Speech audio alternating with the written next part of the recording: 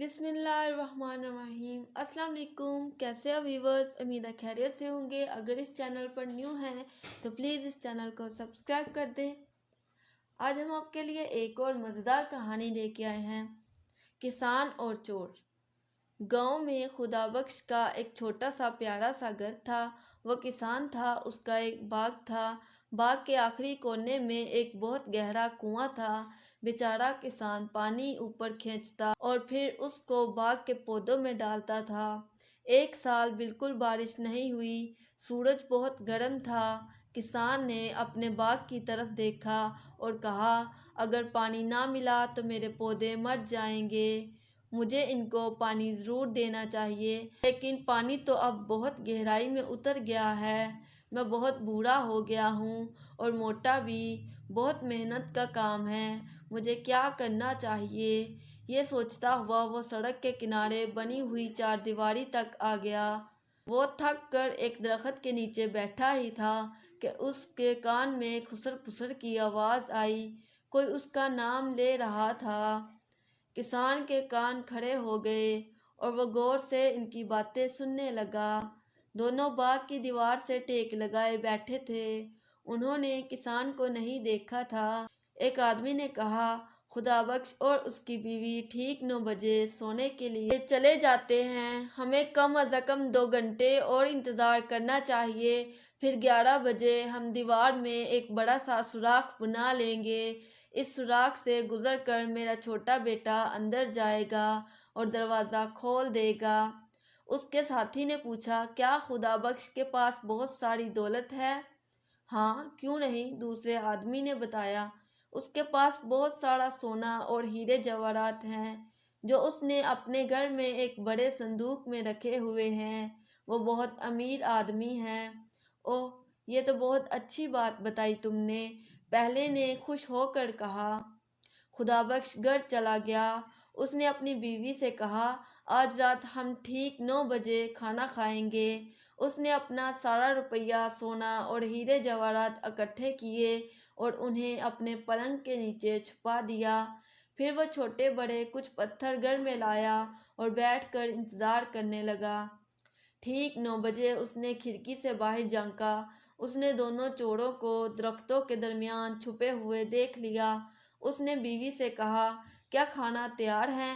खाना लाओ। फिर वो खाने बैठ गए। पहले चोर ने कहा, रात के 9 बज चुके, मगर खुदाबख्श तो अभी तक जाग रहा है। हमें ज़रा करीब जाकर देखना चाहिए कि वो क्या कर रहा है। चोर घर से कुछ और करीब आ गए। एक चोर ने खिड़की से घर के अंदर झांका और बोला, वो तो खाना खा रहा है। खुदाबख्श ने चोरों की आहट सुन ली तो वो ज़ोर ज़ोर से बीवी से बातें करने लगा। वो बोला, मैंने सुना है आजकल बहुत चोरियां हो रही हैं। इसी इलाके में भी कुछ चोर आ गए हैं। उन्होंने मेरे दोस्त अली का सारा सोना और जवाहरात चुरा लिए हैं। अरे, फिर तो वो हमारे घर भी आ सकते हैं। उसकी बीवी घबरा गई। खुदाबख्श बोला, हाँ वो आ सकते हैं। हमें अपना सोना और हीरे जवाहरात किसी ऐसी जगह छुपा देने चाहिए जहाँ से कोई उन्हें निकाल ना सके। ज़रा मेरा संदूक तो लाना। बीवी संदूक ले आई। खुदाबख्श ने चुपके से बीवी को पत्थर जमा करके दिए और उसके कान में बोला, यह हमारा सोना और हीरे जवाहरात हैं। फिर ज़ोर से बोला, पहले मुझे सोने की ईंटें उठा कर दो ताकि मैं उन्हें संदूक में रख दूं। उसने कुछ पत्थर उठा कर दिए। उसकी पीठ खिड़की की तरफ थी। खुदाबख्श ने इतनी सफाई और चालाकी से इन्हें संदूक में रखा कि चोर देख ही न सके। खुदाबख्श ने कहका लगाया और बोला, मैं इनको ऐसी जगह छुपाऊंगा जहाँ से कोई इन्हें निकाल नहीं सकेगा। मेरे हीरे जवाहरात की थैली भी लाओ। वो और पत्थर ले आई। अब मैं ये संदूक बंद कर रहा हूँ। अब ज़रा उसे उठाने में मेरी मदद करो।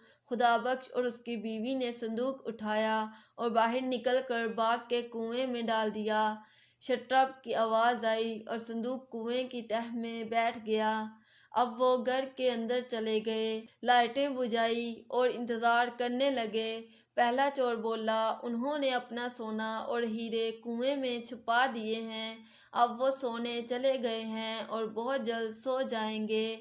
تھوڑی دیر بعد خدا بخش نے چپکے سے کھڑکی سے باہر جھانکا تو دیکھا کہ وہ چور کنویں کے پاس کھڑے تھے۔ پہلا چور بولا، ہمیں کنویں کا پانی نکالنا چاہیے، ویسے ہی قحط کا موسم ہے، زیادہ پانی نہیں ہوگا۔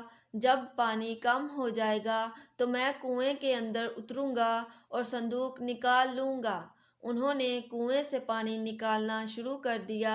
ایک چور پانی اوپر کھینچتا اور دوسرا اسے باغ میں جانے والی نالی میں ڈال دیتا۔ کنویں میں بہت سارا پانی تھا۔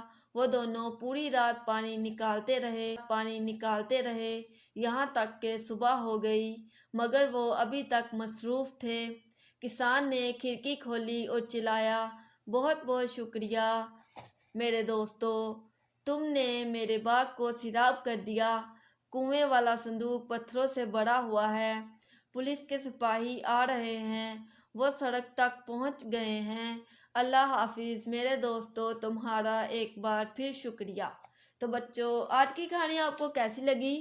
اگر اچھی لگی تو پلیز لائک شیئر کمنٹ کرنا نہ بھولیے گا۔ ہم آپ کے لیے اسی طرح پیاری پیاری اچھی اچھی کہانیاں لاتے رہیں گے۔ اللہ حافظ۔